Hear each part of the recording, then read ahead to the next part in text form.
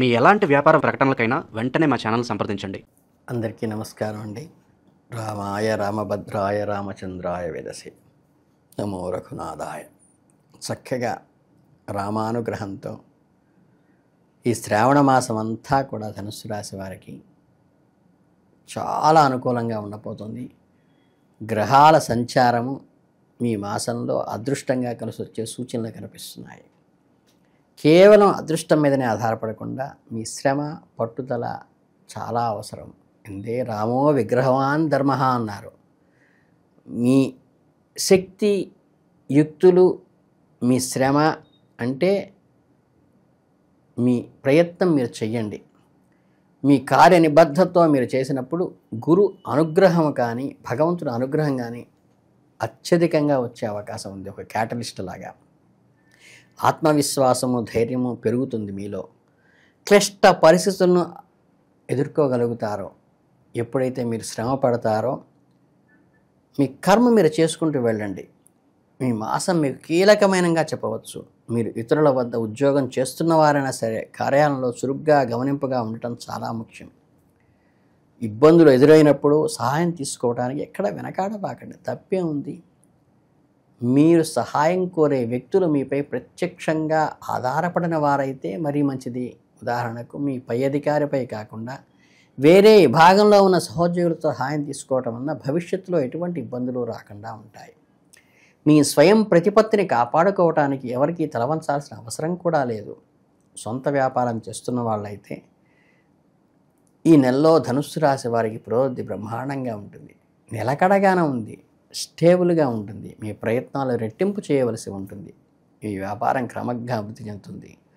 మీరు నిర్దేశించుకున్న లక్ష్యాలను ఏదైతే మీరు ఎయిమ్గా పెట్టుకుంటారో వ్యూహాత్మకంగా వ్యవహరించండి. ఎక్కడ ఏ శక్తి ఉపయోగిస్తే ఎవరిని ఎలా ఎందుకు ఉపయోగిస్తే పని అవుతుందో గుర్తుపెట్టుకుని అలా ఉపయోగించుకోండి. మీరు నిర్ణయించుకున్న శ్రమను పునాదిగా వేసుకొని మీ ఇన్నోవేటివ్ థాట్స్ ద్వారా ప్రాపర్ యూటిలైజేషన్ ఆఫ్ ప్రాపర్ పర్సన్స్ని ప్రాపర్ టైము చేయటం వల్ల విజయం మిమ్మల్ని వరిస్తుంది. మీ కుటుంబ సంబంధాల విషయానికి వస్తే ఆగస్టు 2025 మీకు కొన్ని ఆసక్తికర అనుభవాలను అందిస్తుంది. ముఖ్యంగా మీ స్నేహితుల విషయంలో కొన్ని ఊహించిన వార్తలు వినే విషయం వస్తుంది. మీ స్నేహితుల బృందంలో జరిగే మార్పులను ప్రవర్తనను కొంచెం జాగ్రత్తగా గమనించండి.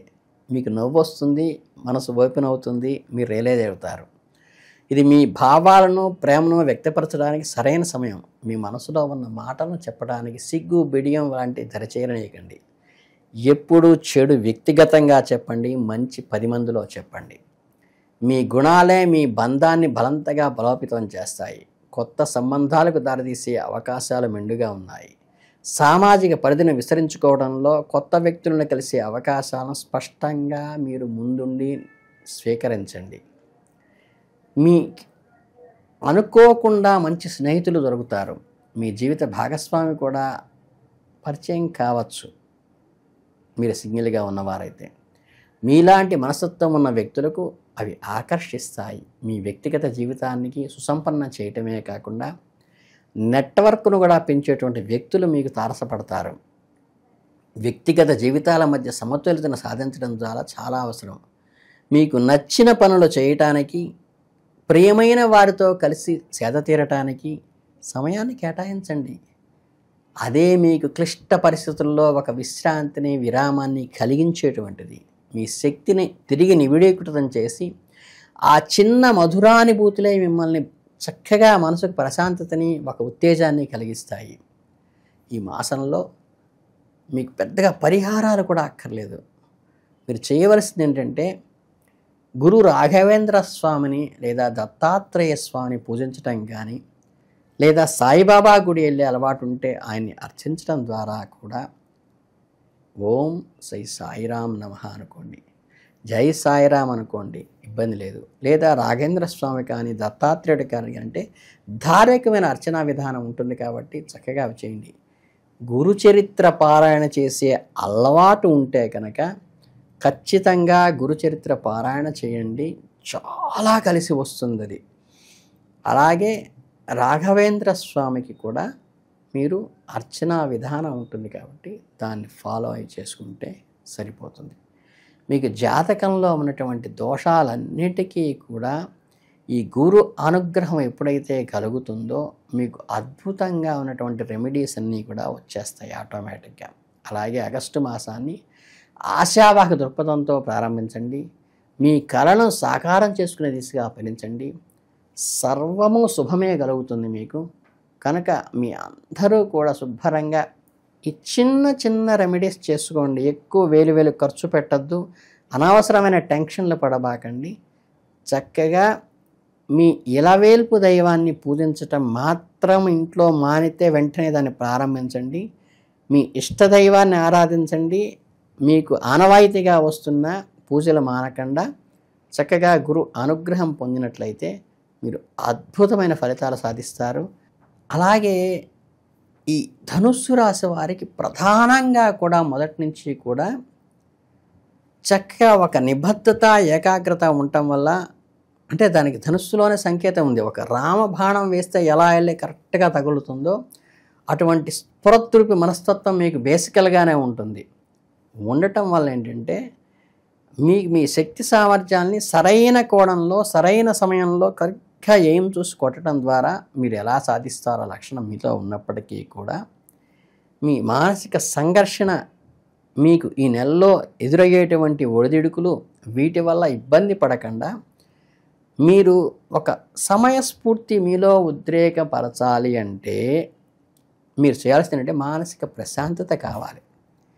మీకు ఇష్టమైన వారి సహకారం కావాలి.